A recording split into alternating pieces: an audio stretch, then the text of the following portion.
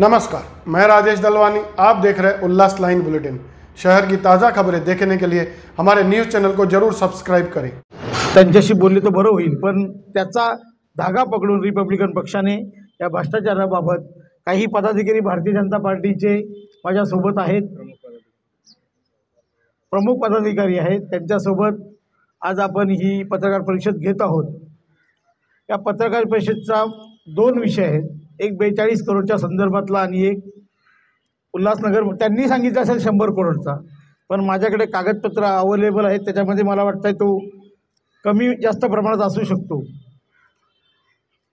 कारण मी गेली 2.5 वर्ष गेली 10 वर्ष सातत्याने महानगरपालिकेत नगरसेवक आहे आणि 2.5 वर्ष उपमहापौर आहे। कशा पद्धतीने टेंडर किंवा ह्या गोष्टी केल्या जातात त्या मी जवळून बघितलेल्या आहेत आणि बऱ्याच ठिकाणी आम्ही रेटा देऊन ते केलेले आहेत। अशा पद्धतीमध्ये हा सगळा प्रकार आपण बघितले तर 42 करोडच्या संदर्भामध्ये मी आपल्याला मुद्दा मांडतो। 42 करोडमध्ये हे सर्व टेंडर मॅनेज करून केलेले आहेत। कुठल्याही प्रकारे हे टेंडर बिलो अभाव अशा पद्धतीने नाही, पण ते दाखवण्यात आले बिलो अभावच्या पद्धतीने, पण हे आपसात मॅनेज केलेले टेंडर दिसतात। एकंदरीत पहिला टेंडर जय भारतला मिळाला तो 0.50 बिलो मायनस, दुसरा टेंडर 0.50 मायनस झापी कंपनीला, तिसरा टेंडर काहीतरी गडबड झाली आणि झापीने 2.5ला 50 म्हणजे 2.5% बिलोमध्ये टाकला, तो त्यांना लागला। परिस्थिती अशी आहे, या टेंडरचा जो तिसरा टेंडरचाच विषय आहे। हा भ्रष्टाचार मूळ ओपन होण्याचा मागचा कारणच हा जय हिंदला मिळालेल्या कामाचा टेंडर आहे, वर्क ऑर्डर आहे। याच्यामध्ये अशी आहे, झायपी कंपनीने 2.50 म्हणजे 2.5% बिलोनी हे काम टाकलं होतं। जय हिंदी 0.50 बिलो या पद्धतीने टाकलं होतं आणि जय भारत त्याला सपोर्टिंग टेंडर होता। प्रत्यक्षात 2.5%ला टेंडर मिळाला पाहिजे। याच्यामध्ये झायपी कंपनीने त्याची EMD भरली। आता स्टँडिंग नसल्यामुळे एक ठराव होतो, जसा पूर्वी स्टँडिंगचे ठराव उचले जात होते कामाच्या संदर्भात, आता एक महानगरपालिकेचे आयुक्त आणि सचिव असा एक ठरावाची कॉपी होते आणि त्या अनुषंगाने ती कामं त्याच्यामध्ये समाविष्ट केली जातात आणि दिली जातात। त्या ठरावामध्ये स्पष्ट आयुक्तांनी, आता सचिव तर त्यांची सचिव असते, आयुक्तांनी स्पष्ट उल्लेख केला आहे झायपी कंपनीला हे काम मिळालेलं आहे। काम मिळाल्यानंतर कामाचा ठराव झाला, EMD भरली गेली। EMD भरल्यानंतर कोणाला टेंडर परत वर्क ऑर्डर मिळाल्यासारखीच आहे, पण ऐन EMDच्या काळात आमचे आमदार महोदय आणि काही लोकांनी पत्रव्यवहार केला, त्या पत्रव्यवहारामध्ये EMD थांबवली गेली। कोण आहे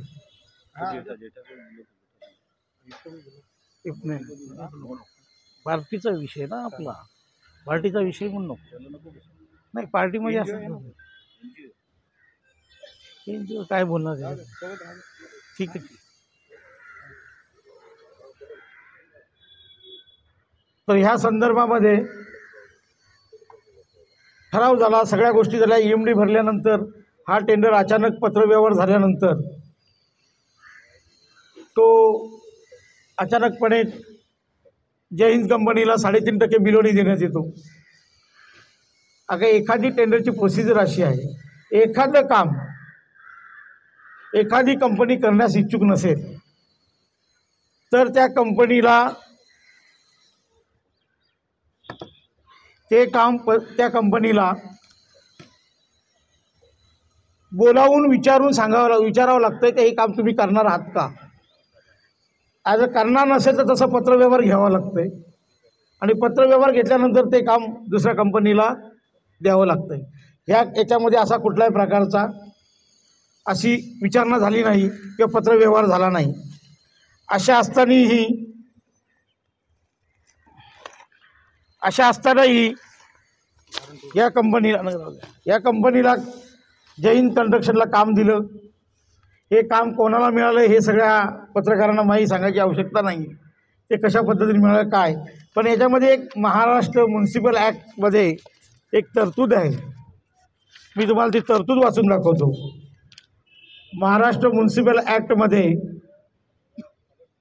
अनुसूची ड आणि 443 पानावर असं लिहिलं आहे, महापालिकेने पारित केलेल्या कोणत्याही ठरावात तो ठराव पारित झाल्यानंतर 3 महिन्याच्या आत फेरबदल करता येत नाहीत किंवा तो रद्दही करता येणार नाही. बघा, म्हणजे महानगरपालिकेने एखादा ठराव जर केला तर तो 3 महिन्याच्या आत त्याच्यात फेरफार पण करता येत नाही आणि त्याच्यात रद्दही करता येत नाही.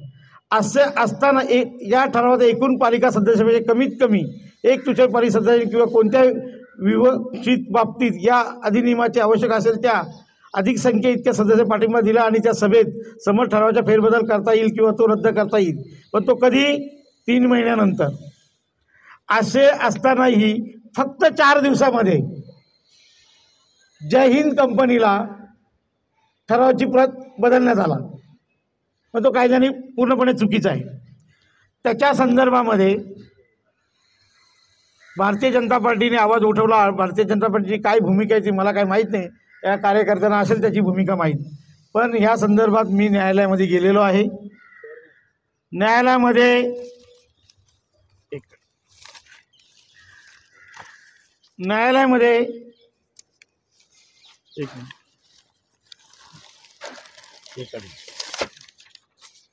न्यायालयाने पिटिशन नंबर आहे माझा WPST 5868/2024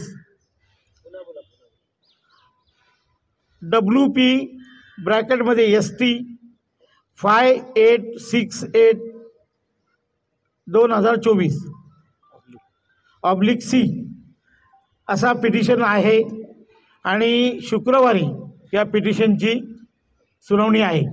या संदर्भातला मी महानगरपालिकेला सगळे डॉक्युमेंट्स दिलेले आहेत, माझी पिटिशनची कॉपी दिलेली आहे आणि या संदर्भामध्ये महानगरपालिकेला शुक्रवारी हजर होण्यासाठी सांगितलेलं आहे. हा झाला 42 करोडच्या संदर्भातला. त्याच्यामध्ये ज्या वर्क ऑर्डर आहेत त्या वर्क ऑर्डर तुम्हाला दाखवतो आणि ह्या संदर्भातले जे ठराव आहेत ते ठराव तुम्हाला दाखवतो. त्या ठरावामध्ये काही ठिकाणी म्हणजे मला एकच गोष्ट कळते, या ठिकाणी प्रशासक आहे, प्रशासकाने कोणाचं किती ऐकायचं हे प्रशासन हातात आहे. प्रशासनाने लोकप्रतिनिधीचं ऐकायचं का इलेक्ट्रिक बॉडी नसल्यामुळे प्रशासकाने कोणाचं ऐकायला नाही पाहिजे.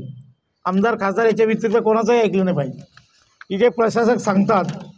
या ठरावामध्ये प्रशासकाने अनेक गोष्टीचा उल्लेख केलेला आहे, तो तुमच्या निदर्शनाचे ठरावाच्या कॉपी मी तुम्हाला पाठवतो. त्याच्यामध्ये फक्त 4 ओळी वाचून दाखवतो. माननीय आमदार श्री कुमार आयलानी व जमनू कुरस्वानी यांनी दिलेल्या 24/1 रोजी पत्रान्वये असे कळवले आहे की निविदेमध्ये एका माणसाला काम करता येणार 2 ठेकेदाराचं म्हणून त्यांनी हे केलं आहे.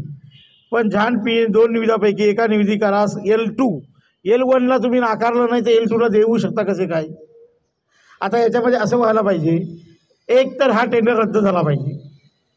भूमिका आमची हायकोर्टात तीच आहे. हे तिन्ही टेंडर रद्द झाले पाहिजे, कारण हे मॅनेज करून झालेले टेंडर आहे. नसेल तर जो L2ला दिलं आहे कायदेशीर बघायला गेलं तर L1ला मिळाला पाहिजे. L1 जर लेखी दिला नसेल तर तो L1ला मिळेल किंवा तिन्ही टेंडर रद्द होतील. तर हा टेंडर काढून पूर्ण याच्यामध्ये पारदर्शकता आली पाहिजे, अनेक लोक त्याच्यामध्ये इन्व्हॉल्व झाली पाहिजेत आणि 3 टेंडर न येता 10 टेंडर 15 टेंडर असे टेंडर आले पाहिजे, तरच त्या ठिकाणी कुठल्या परिस्थिती ही भूमिका राहील आणि जलद गतीने काम होईल अशी भारतीय जनता पार्टीची इच्छा आहे. त्यामुळे ती जलद गतीने कामं झाली पाहिजेत अशी आहे. दुसरं तुमच्या पाठीमागे एक गोष्ट सांगतोय, भारतीय जनता पार्टीने एक मुद्दा उपस्थित केला होता पण मला वाटतं त्याला सांगण्यास जमलं नाही. 100 कोटीचा भ्रष्टाचार झाला आहे, पण 100 कोटीचा नाही, भ्रष्टाचार झाला हे सिद्ध आहे. महानगरपालिकेच्या अनेक ठरावामध्ये तुम्हाला हे सगळे GR आणलेत मी. महाराष्ट्र शासनाचे सगळे टोटल GR आहेत माझ्याकडे. कशा पद्धतीने कामं वाटली पाहिजेत, काय झाली पाहिजेत, कशा पद्धतीने आलं पाहिजे. मी तुम्हाला एकच काम दाखवतो. किती कामं ती? 40 कामं, 56, 72, 87, 100 कामं आहेत. किती? 100 कामं. आता कदाचित टेंडर प्रक्रिया बऱ्याच पत्रकारांना माहीत असेल. 10 लाखाच्या वरती जर गेलं तर खुले टेंडर होतात आणि 10 लाखाच्या आत असेल तर आतून मॅनेज करून टेंडर केले जातात. ही 100 कामं जी आहेत ते 100 कामामध्ये 10 लाखाची कामं झालेली आहेत. म्हणजे तुम्ही सांगा 100 कामामध्ये 10 लाख किती झाले? हे एक उदाहरण आहे. ही 10 करोडची कामं अंडरग्राऊंड केली आहेत. म्हणजे एकदम आयुक्तांनी केलेली आहेत. पासिंग याला आयुक्ताची लागते. 7 लाखाच्या आत असेल तर अतिरिक्त आयुक्त आणि 7 लाखाच्या वरती असेल तर आयुक्त. मग तो 2 कोटीपर्यंत असो, 100 कोटीपर्यंत असो, त्याला आयुक्ताची मान्यता लागते. या आयुक्तांनी ही मान्यता दिलेली आहे. 100 म्हणजे 10. एक पेज फक्त तुम्हाला सांगतोय. हा कधीचा आहे? 6 सप्टेंबर 2023चा आहे. आजपर्यंत असे अनेक कामं ही 10 लाखाच्या आत दिलेली आहेत आणि आयुक्ताच्या सहीने ही कामं वर्क ऑर्डर मिळालेली आहेत. या सगळी कामं वाटण्यात आलेली आहेत. हा भ्रष्टाचार नाही आहे? हा तर सगळ्यात मोठा भ्रष्टाचार आहे. आलं का लक्षात? दुसरी पेज मी तुम्हाला देतो.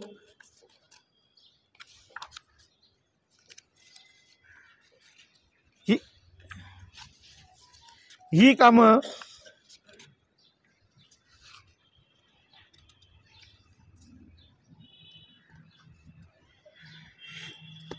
अजून अशा माझ्याकडे सगळ्याच गोष्टी आहेत. 81 ही कामं आहेत. ती 81 कामं पण त्याच पद्धतीने 10 लाखाच्या. एकही 10 लाखापेक्षा कमी नाही इस्टिमेट आमचा. 9,99,000 पण नाही आणि 10 लाख 1 रुपये पण नाही. सगळे इस्टिमेट कुठल्या पद्धतीने? आता तुम्हाला काही लोकांना मी दाखवतो. इथे Ulhasnagar Maharashtra India GPS mapping camera Siddhivinayak Nagar Ulhasnagar number 1. तिथे याच्यात कामामध्ये उल्लेख केला आहे. दुसरा कुठला दिला आहे? सिद्धिविनायक नगर मंदिर उल्हासनगर 1.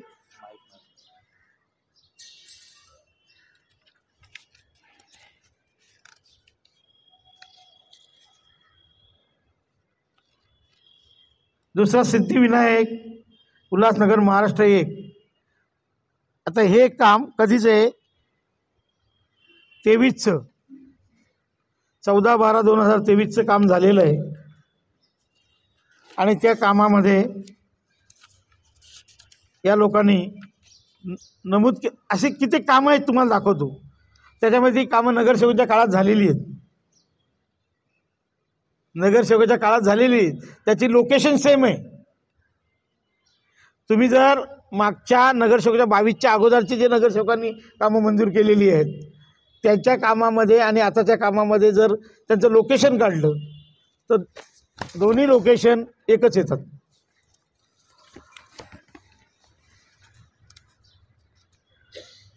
आता इथे एक नवीन मी आता एक काम वाचलं. त्याच्यामध्ये बघा तुम्हाला दिसेल काम असं आहे का रिजन्सी अंटलियाच्या रस्त्या काँक्रिटीकरण करणे. तुम्ही आता मला सांगा रिजन्सी अंटलियाला किती लोक जातात? 1 फूट तर शिल्लक आहे का काँक्रिटीकरणाचं?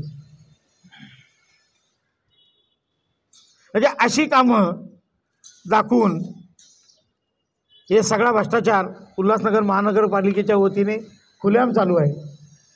वॉटर सप्लायला तीच भूमिका, PWDला तीच भूमिका. कुठेही मजूर संस्थेला कामं देत नाहीत.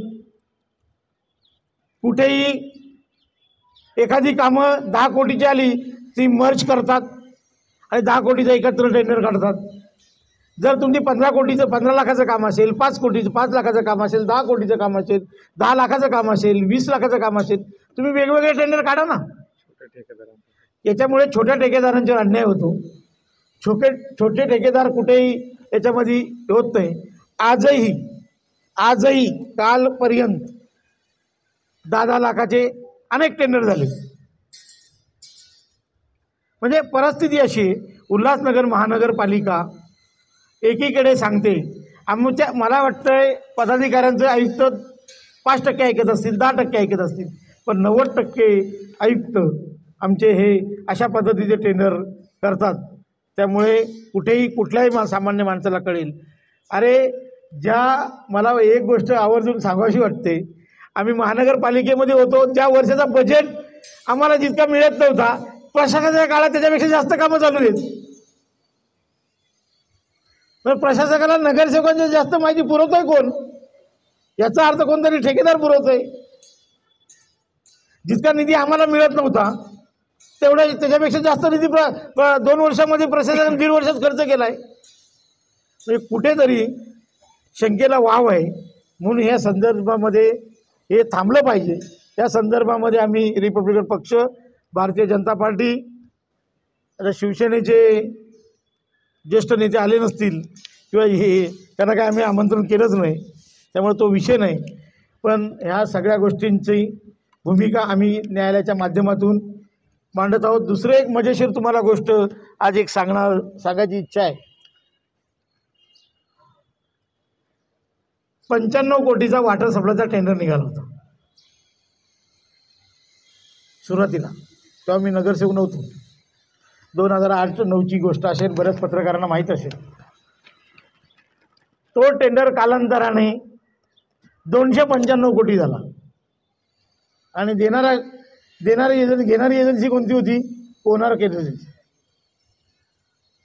बघा, कोणार्क एजन्सीने घेतलं आणि इगलला काम सब ठेकेदार म्हणून दिलं.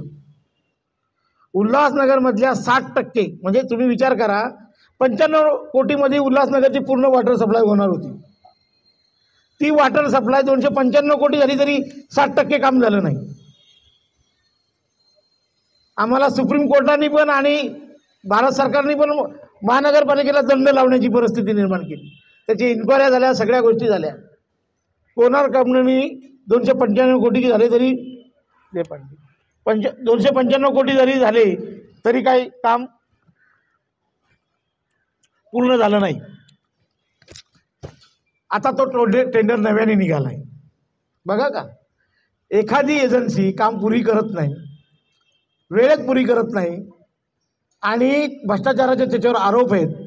आमचे आयुक्त महाराज परत त्याच कंपनीला काम देतात 126 कोटीचा. 2-4 कंपनीवरती का मेहरबानी एवढी आहे? म्हणजे अशी परिस्थिती झाली का ज्या कंपन्या दुसरं 426 कोटीचं काम इगलला दिलं, त्या कामाची क्वालिटी बघा, तुटलेले फुटलेले पाईप अजून जोडून लावतात. ही यंत्रणा किती दिवस काम करते? म्हणजे एकीकडे आमच्या आयुक्तांना रिटायर व्हायचे 31 तारखेला मेच्या, म्हणून काय उल्हासनगरची जनतेचे पैशाची अशी वाटोळा लूट करणार आहात का? म्हणून माझी या संदर्भामध्ये, पाण्याच्या संदर्भामध्येही आणि ड्रेनेजच्या संदर्भात मी लवकर पिटिशन दाखल करणार आहे. हे काम चांगल्या क्वालिटीचं व्हावं, नागरिकांना पाणी चांगल्या पद्धतीचं मिळावं, नागरिकांना ड्रेनेजच्या सिस्टमच्या संदर्भात चांगल्या अद्ययावत व्हाव्यात. या संदर्भामध्ये लवकरच आम्ही एक NGO इथे बसलेले मोती असतील, जेटा असतील, आम्ही सगळे मिळून एखादी या संदर्भातले आम्ही पिटिशन दाखल करू आणि लवकरात लवकर हे कमीत कमी वॉटर सप्लायचं काम तरी कोणार्क कंपनीला जरी टेंडर दिला असेल तर थांबवण्याचं काम आम्ही येणाऱ्या भविष्य काळामध्ये करू. त्यासाठी आंदोलन करण्याची गरज लागली तर आम्ही रस्त्यावर उतरून सगळे आंदोलन करू आणि उल्हासनगर शहराच्या नागरिकांना चांगल्या सुविधा देण्यासाठी आम्ही बांधील राहू. इतकेच बोलतो. कोणाला काही याबाबत विचारायचं असेल, मला विचारायचं, मला भारतीय जनता पार्टीच्या कार्यकर्त्यांना विचारायचं, भारतीय जनता पार्टीचे सहमत है भालेराव साहब के साथ हम लोग, तभी तो यहाँ पे बैठे। क्या विषय से सहमत है, कौन सा विषय? घपले के, ये जो घपले चालू है महानगर पालिका में, उसके ऊपर हम लोग पूरी तरह से सहमत है भालेराव साहब के साथ। आपने गत एक भाजपा के मीटिंग में भी आपने जिलाध्यक्ष को पूछा था इस बारे में। हाँ पूछा था। क्या पूछा था? यही पूछा था करके 100 करोड़ का जो आपने घपले के लिए बोला था वो कभी उजागर करेंगे। उन्होंने मेरे को जवाब दिया करके मैं पेपर का पुराटा कर रहा हूँ, जैसा मुझे पेपर मिल जाएगा मैं आपको बता दूंगा कभी करना है मुझे। जिस तरीके से भालेराव जी ने कोर्ट की तरफ रुख किया, तो आपके पास जब पाठ पुरावा था या इसके बारे में जानकारी दी, तो कोर्ट की तरफ रुख क्यों नहीं किया गया उसका? हम लोग कर रहे हैं अभी। अब करें? हाँ नहीं चालू है प्रोसीजर भी चालू है और हम लोग करेंगे। राज्य में सत्ता में भाजपा सिस्टम है, तो आपने अपने वरिष्ठों को अवगत कराया है कि इस मामले को लेकर? हम लोग ने अभी महानगर पालिका के कमिश्नर को अवगत कराया है ये बारे में। तो अभी जैसे जैसे हमको ज़्यादा माहिती मिलेगी हम लोग वैसे वैसे आगे स्टेप लेते जाएंगे। ये पत्रकार परिषद में आपको शामिल होने का नोटिस जो बघाया था, मिळाली नाही नोटीस आम्हाला, नोटीस मिळाली नाही आम्हाला, नोटीस माहिती नाही बघितली नाही मैंने। ते तुमच्याकडून आम्हाला माहिती पडते, घूम रहा था, वो क्या बनाया? वो मालूम नहीं, देखा ही नहीं हमने, नहीं देखा। भगवान जी को देखिए। भगवान जी महापालिकेच्या PWD मध्ये बीजेपीचा एक कार्यकर्ता पण सामील नाही। तिथं एकच अभियंता 3-3 पोस्ट सांभाळतोय। तुम्ही म्हणताय की PWD मध्ये मोठ्या प्रमाणात भ्रष्टाचार होतोय, म्हणजे काय म्हणावं, म्हणजे कमी कर्मचारी असल्यामुळे भ्रष्टाचार होतोय की जे कर्मचारी आहेत तेच भ्रष्टाचार करतायत? काय परिस्थिती, आम्हाला तुम्हाला आमच्याकडे कर्मचारी महानगरपालिकेमध्ये इंजिनियर आहेत, पण टेम्पररी बेसिसवर इंजिनियर घेतलेले आहेत, फक्त त्यांना सहाय्याचा अधिकार नाही। परमनंटवाल्यांना सहाय्याचा अधिकार आहे ना? हां, तर परिस्थिती अशी आहे, मी तुम्हाला महानगरपालिकेच्या PWD विभागाबद्दल बोलतोय। महानगरपालिकेचे जे अस्तित्वात जे इंजिनियर आहेत ना, मी त्यांना एक काम देतो, त्या कामाचं त्यांनी MB रेकॉर्डिंग करून दाखव। इथे परिस्थिती अशी आहे, ठेकेदारांनी काम सुचवायचं, ठेकेदारांनी ते मंजूर करायचं, मंजूर केल्यानंतर MB रेकॉर्डिंग ठेकेदारच करतोय, बिल पण रेकॉर्डिंग ठेकेदारच करतोय, फक्त जाऊन सहाय्या देतात आणि ते कॅशरकडे जाते। अशी परिस्थिती आहे। म्हणजे बाकीच्या विभागामध्ये तुम्ही जर बघितले असेल, PWD विभाग असेल, महाराष्ट्र शासनाचा असेल किंवा इतर विभाग जे असतील, तर इंजिनियर प्रत्यक्ष कामाचे मेजरमेंट घेऊन MB रेकॉर्ड करत असतो। इथे तसं नाही आहे, इथे ठेकेदारच MB रेकॉर्ड करतो, फक्त त्याचा अप्रूव्हलसाठी त्यांची सही घेतो, नाही तर मला वाटतं ठेकेदारच सही करून बिल काढली असती। म्हणजे अशी परिस्थिती ह्या महानगरपालिकेमध्ये आहे। महानगरपालिके ह्या आयुक्तांनी ह्या गोष्टीकडे लक्ष दिलं पाहिजे ना, ह्या गोष्टीकडे लक्ष दिलं पाहिजे। आयुक्तांनी जी भरती प्रक्रिया आहे, जी लोक आवश्यक आहेत ती पहिली भरली पाहिजेत, त्याच्यानंतर कारभारामध्ये सुधारणा येईल। महानगरपालिके एवढे सगळे प्रभारीच अधिकारी आहेत, मला एक सांगा, आयुक्त सोडले तर एक आयुक्त आणि तुमचे कोण लेंगरेकर, तर बाकीचे सगळे सांगा मला, सगळे हे लोक A to Z अधिकारी हे प्रभारी अधिकारी आहेत। एक फक्त पत्रकार बांधवांना माहिती देतो की 42 करोडचा जो टेंडर काढलेला आहे, त्याच्यामध्ये कामाची आवश्यकताच नाही, भरपूर ठिकाणी आम्ही जाऊन आलेलो आहे। आता माझ्या वार्डामध्ये माझ्या ऑफिसच्या समोर जे काढले 50 लाखाची निविदा, तिथं कामाची गरजच नाही, 1 वर्षापूर्वी ते काम झालेलंच आहे। असे आम्ही बऱ्याच ठिकाणी गेलोय, पण ते काम वाचून दाखवतो। उल्हासनगर महानगरपालिका क्षेत्रातील प्रभाग क्रमांक 4 रामराव गीते यांच्या घरापासून राजू पडोळ यांच्या घरापर्यंत CC रस्त्याचे तयार करण्याबाबत हा माझ्या वार्डातल्या 50 लाखाचा निधी, तिथं तुम्ही चक्कर मारली तर तिथं आवश्यकताच नाही त्या कामाची। अशा बऱ्याच ठिकाणी आम्ही जाऊन आलेलो आहे, धोबी घाटला गेलोय, 50 लाखाची वाल दिवाल आहे, गरजच नाही, बनलेली आहे, तिथं तुम्ही चक्कर मारूया, जिथं जिथं आवश्यकता नाही तिथं तिथं ते निधी काढण्यात आलेला आहे। आणि पूर्ण आयुक्त साहेबांचा याच्यात भ्रष्टाचार दिसून आलेला आहे। त्याच्यामुळे आमची एकच निविदा आहे की 42 कोटीचा टेंडर रद्द करण्यात यावा। बांधकाम मंत्री साहेब, आम्ही वरिष्ठांना तक्रार करतोय ना, वरिष्ठांना तक्रार करतोय आम्ही, आमचं पत्रव्यवहार चालू आहे।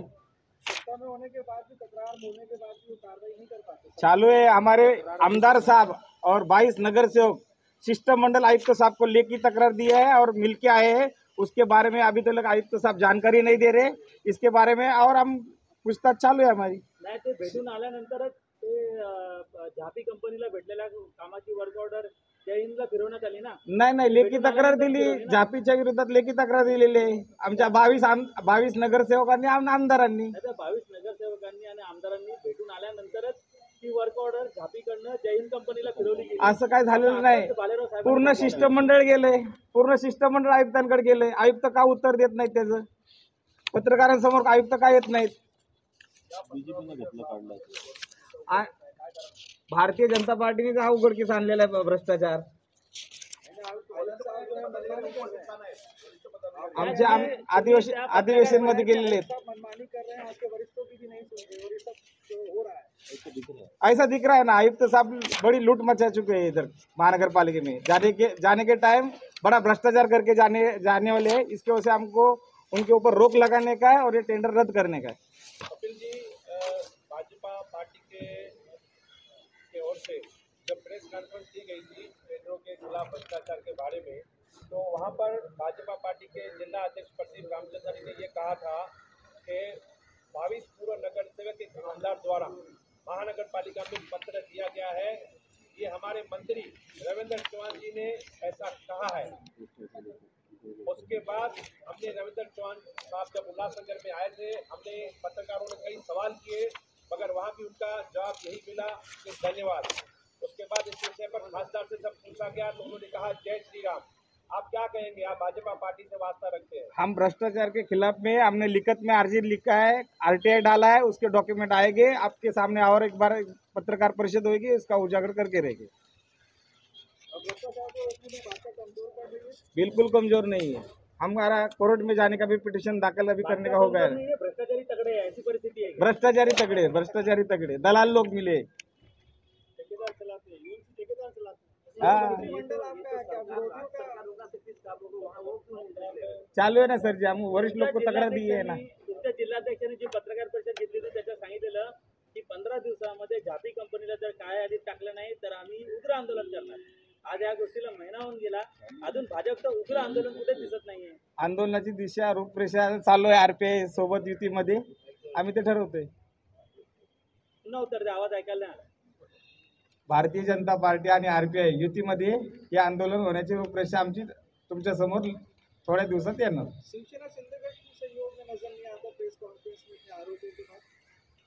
वो हम बता नहीं सकते, हम हमारा बोल सकते हैं. बालरावजींना द्या जरा.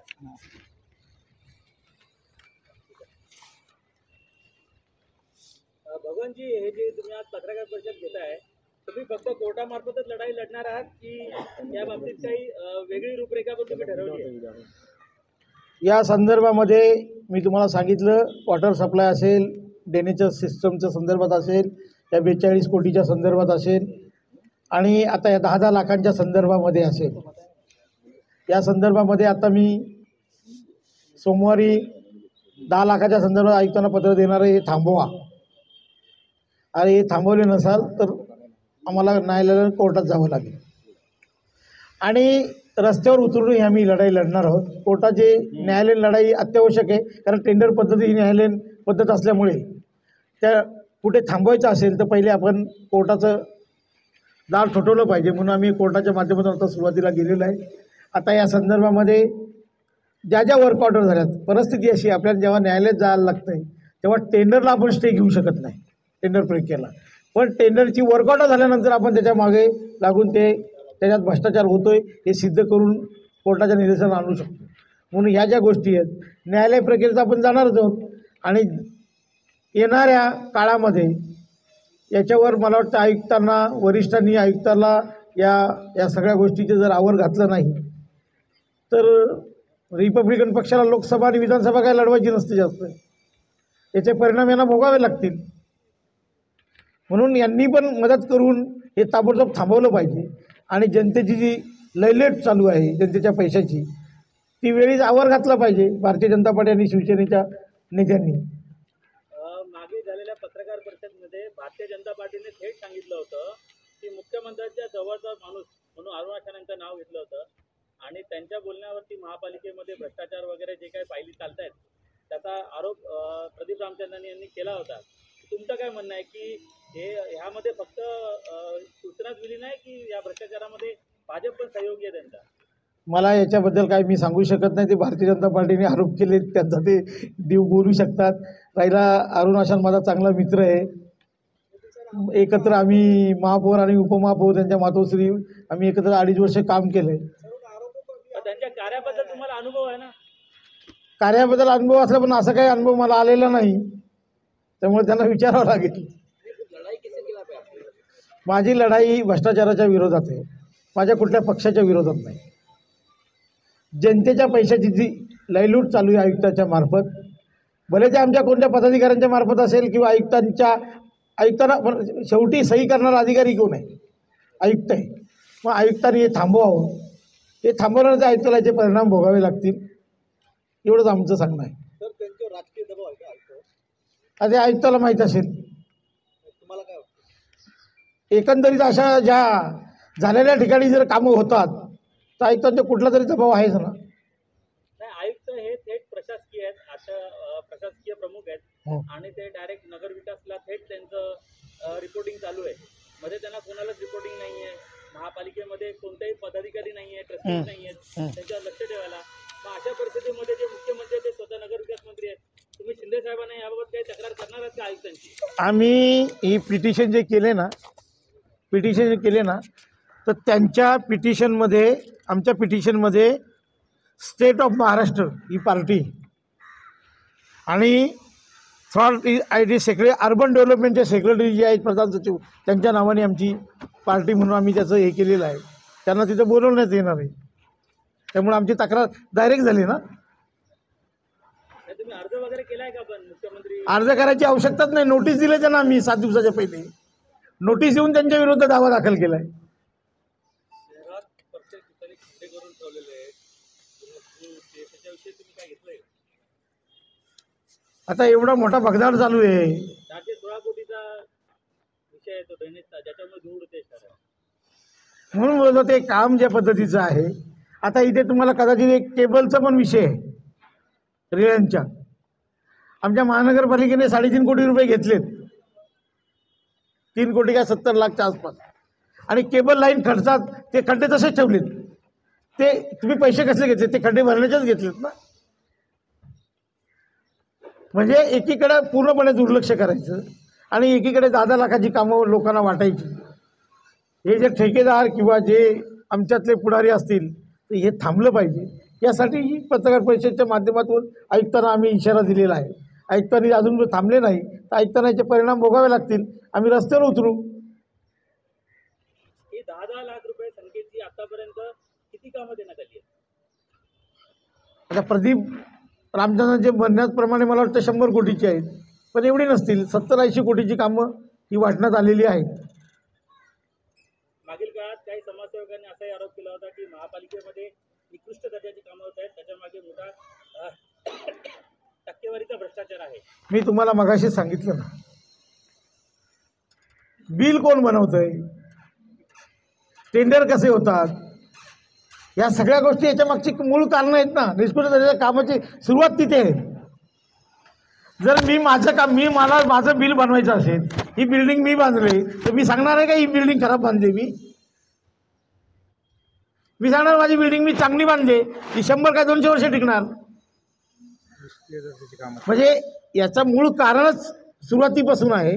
काम मंजूर करण्यापासून कामाची गुणवत्ता, या सगळ्या गोष्टी तिथेच मोडलेल्या आहेत. आणि माझी क्वालिटी मी ठरवतोय. माझ्यावर वरती कोणीतरी पाहिजे का नाही सुपरवायझिंगला? थर्ड पार्टी ऑडिट होत नाहीये का? इथे कुठे थर्ड पार्टी ऑडिट होत नाही महानगरपालिकेमध्ये. फक्त कागदावर होत आहे. बाकी PWD विभाग असेल, जिल्हा परिषद विभाग असेल, यांच्याकडे एक स्पेशल स्पॉट आहे नवी मुंबईला, विजिलन्स. यांची कामं विजिलन्सला चेकिंगला गेली पाहिजेत. इथे जात नाही. इथे क्यूब चेक केले पाहिजेत RMCचे, हे होत नाही. इथे यांच्या मनाप्रमाणे ठेकेदार आपलं कामं करतो आणि आपल्या मनाप्रमाणे बिल पण बनवतो आणि बिल पण घेतो.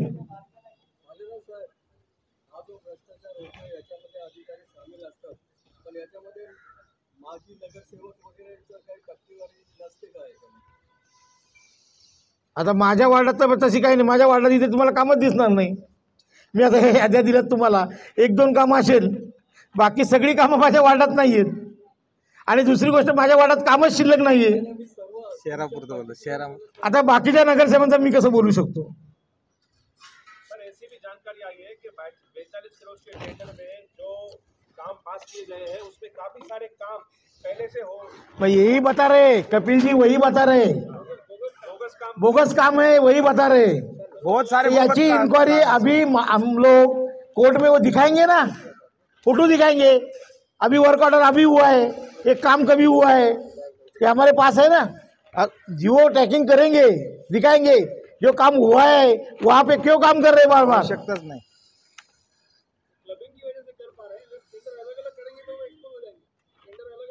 क्लबिंग अभी वो अपन, मैं क्या बोला वही तो बोला ना, 10-10 लाख का अलग निकालना चाहिए, 15 लाख का, 20 लाख का, 50 लाख का अलग अलग निकालना चाहिए। ते काम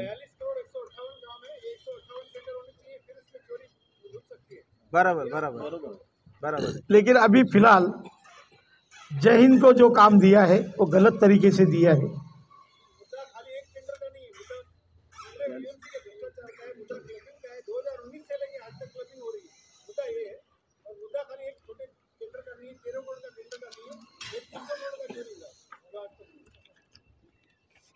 ये बड़े कंपनी के ऊपर आयुक्त साहब कैसा- मेहरबान क्यों है? हाँ, क्यों मेहरबान है आयुक्त साहब? चिल्लर जमा करण्यापेक्षा नोट घेतलेली बरी पडते. मोठे मोठे नोटा घेतात। उल्लास लाइन बुलेटिन को सब्सक्राइब करें, बेल आइकॉन दबाएं और देखिए उल्लास लाइन बुलेटिन की न्यूज़ सबसे पहले आपके मोबाइल पर।